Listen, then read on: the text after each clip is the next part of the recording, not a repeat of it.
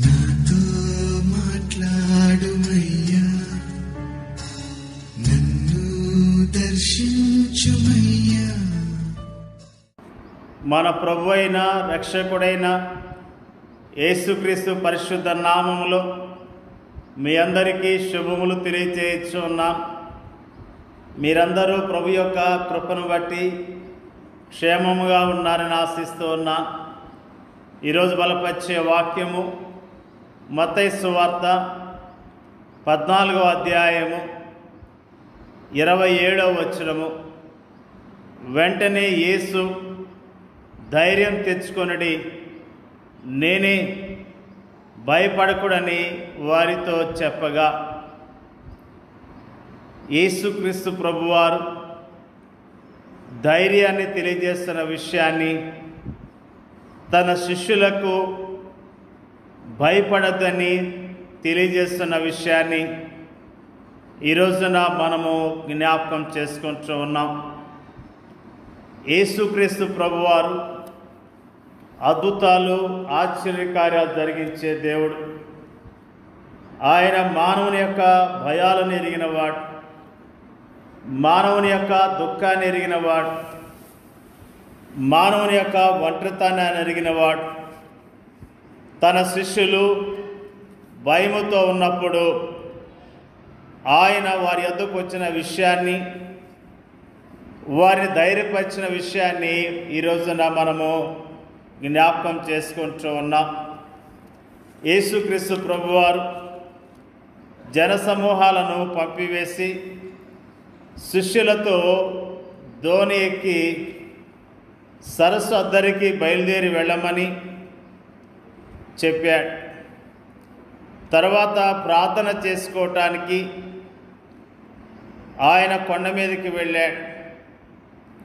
సాయంకాలం అయినప్పుడు, అంటే సూర్యాస్తమయము తర్వాత ఆయన అక్కడ ఒంటరిగా ఉన్నాడు. శిష్యులు ప్రయాణమై వెళుతూ ఉన్నారు. వారితో యేసుక్రీస్తు ప్రభువారు లేరు. యేసుక్రీస్తు ప్రభువారు ఒంటరిగా ప్రార్థనలో గడిపినట్లుగా జ్ఞాపకం చేసుకుంటూ ఉన్నాం. అంతలో ఆ దోణి తీరానికి దూరముగా ఉన్నప్పుడు ఎదురుగాలి చెలరేగింది. అలలు ఎగసి దోణిని కొడుచుండగా పెద్ద తుఫాను వారిని ఆవరించి ఉన్నది. అలాంటి పరిస్థితుల్లో వాళ్ళు ఎంతగానో భయపడుతూ ఉన్నారు. ధైర్యాన్ని కోల్పోయిన స్థితిలో ఉన్నారు.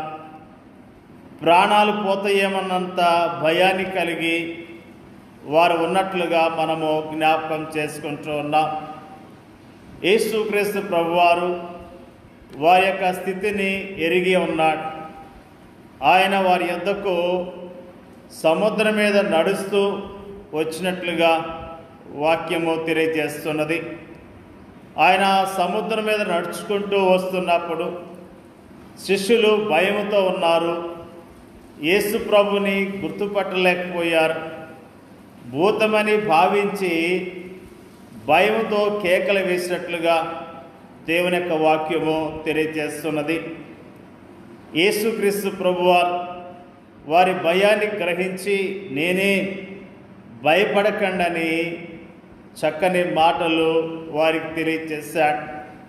వారికి ధైర్యాన్ని ఇచ్చినట్లుగా దేవుని యొక్క వాక్యము తెలియజేస్తున్నది. యేసు ప్రభువారి యొక్క స్వరాన్ని వారు విన్నారు. వాళ్ళు యేసు ప్రభువారి యొక్క స్వరాన్ని విన్నప్పుడు వారికి ధైర్యం వచ్చినది. ఇది మన సొంత అనుభవానికి ఎంత దగ్గరగా ఉంది. మనం కూడా తుఫాను వంటి పరిస్థితులకు తల్లడిల్లుతూ నిస్పృహలకు లోనై కలవరపడుతూ భయముతో ఉంటున్నప్పుడు యేసుక్రీస్తు ప్రభువారు దూరముగా ఉన్నట్లుగా అనిపిస్తూ ఉంటుంది. కానీ ఆయన మనకు దూరముగా ఉండడు. ఆయన మన కోసము ఎల్లకాలము ప్రార్థిస్తూనే ఉంటాడు. రాత్రి గాఢమైన చీకటిలో ఆయన అందుబాటులోనే ఉంటాడు. అయినా మనము తరచుగా భయముతో కేకలు వేస్తూ ఉంటాం. అప్పుడు ఆయన ఆదరణ వాక్యాలు వింటాం. మన భయానికి కారణమైన ఆ అలలు ఆయన పాదాల కింద ఉన్నాయని జ్ఞాపకం చేసుకుందాం. వారికి బాగా తెలిసిన, వారిని ప్రేమించిన ఆ స్వరాన్ని పేతురు విన్నాడు. అతనిలోని ప్రేమ, ఆసక్తి పొంగి పొర్లింది. ప్రభువా, నీవే అయితే నీళ్లపై నడిచి నీ యొద్దకు వచ్చుటకు నాకు సెలవీయమని ఆయనను అడిగాడు. పేతురు మాటల్లోని నీవే అయితే అన్న మాటలు పెద్దవి చేసి దాన్ని అతని అల్ప విశ్వాసముగా చూడక ఆయన దగ్గరకు వెళ్ళటానికి సెలవిమ్మని విన్నపంలోని గొప్ప నమ్మకాన్ని మనము చూడాలి. యేసు ఆజ్ఞలు తనలో శక్తిని నింపుతాయని పేతురు విశ్వాసము. ఆయన ఆజ్ఞాపించిన ప్రతి దానికి తగిన శక్తి ఆయన మనకు అనుగ్రహిస్తాడు. యేసుక్రీస్తు ప్రభువారు పేతుర్ని నేల మీద నడుచుకుంటూ రమ్మని పలికినట్లుగా మనము జ్ఞాపకం చేసుకుంటూ ఉన్నాం. పేతురు యేసుక్రీస్తు వారి వైపు చూస్తూ నీటి మీద నడవటం మొదలుపెట్టాడు. యేసు వైపు తన దృష్టిని ఉంచినంతసేపు చక్కగా నడవగలిగాడు. ఎప్పుడైతే తన దృష్టిని ప్రక్కకు మరలించాడో అతని జీవితంలో అవిశ్వాసం కలిగింది. నీటిలో మునిగిపోవటం మొదలుపెట్టాడు. ఆ సమయంలో పేతురు భయముతో ప్రభువా నన్ను రక్షించు అని కేకలు పెట్టాడు. వెంటనే ప్రభు తన చెయ్యి చాచి అతన్ని పట్టుకొని అతని అల్ప విశ్వాసానికి అతన్ని గద్దించాడు. అతని దోణి దగ్గరకు తీసుకుని వచ్చాడు. యేసు దోణిలో అడుగు పెట్టగానే గాలి అణిగిపోయింది. శిష్యులు ఆయనతో నీవు నిజముగా దేవుని కుమారుడు అని చెప్పటంతో ఆ దోణిలో ఒక ఆరాధనా సమావేశం జరిగినట్లయింది. నిజముగా యేసుక్రీస్తు ప్రభువారు మనకి దూరముగా ఉన్నాడని చాలాసార్లు భయపడుతూ ఉంటాం. యేసు ప్రభువారిని మన జీవితాల్లో ఎప్పుడైతే చేర్చుకుంటామో, ఎప్పుడైతే ఆయనందు స్థిరమైన విశ్వాసం ఉంచుతామో మన జీవితంలో ఉన్న తుఫానులు వెళ్ళిపోయి నెమ్మదిని ఆయన కలిగిస్తాడు, సమాధానాన్ని కలిగిస్తాడు, ఆదరణ ఇస్తాడు. ప్రియ సహోదరి సహోదరుడా, నువ్వు తుఫానులో చిక్కబడి ఉన్నావేమో, నన్ను ఎవరు విడిపించేవారు లేరని బాధపడుతున్నావేమో, ఈరోజే యేసు ప్రభు యొద్దకు రా. ఆయన్ని జీవితంలో చేర్చుకో. ఆయనందు విశ్వాసం ఉంచుము. ఆయన నీకున్న తుఫాన్లు తొలగించి నీ జీవితంలో నెమ్మది, సంతోషము, సమాధానం ఇవ్వటానికి ఆయన సిద్ధముగా ఉన్నాడు. ప్రభు మీద ఆధారపడదాం. ప్రభు యందు విశ్వాసం ఉంచుదాం. ప్రభు నామములో మనకున్న తుఫానుల నుండి విడిపించబడి దేవుని కొరకు జీవిద్దాం. దేవుడి యొక్క వాక్యాన్ని దీవించునుగాక.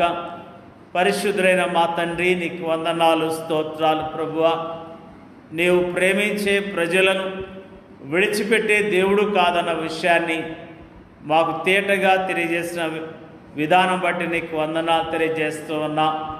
ప్రభువా, శిష్యులు ఆ తుఫానులో చిక్కుకున్నప్పుడు ప్రభువా మీరు అక్కడికి వచ్చి వారికి ధైర్యాన్ని ఇచ్చిన విషయాన్ని మాకు తేటగా జ్ఞాపకం చేసినందుకు నీకు వందనాలు. వారికి ధైర్యాన్ని ఇచ్చావు, వారికి నెమ్మదినిచ్చావు, వారికి సంతోషాన్ని ఇచ్చావు, వారికి కాపుదలు ఇచ్చిన విషయాన్ని బట్టి నీకు వందనాలు తెలియజేస్తూ ఉన్నాం.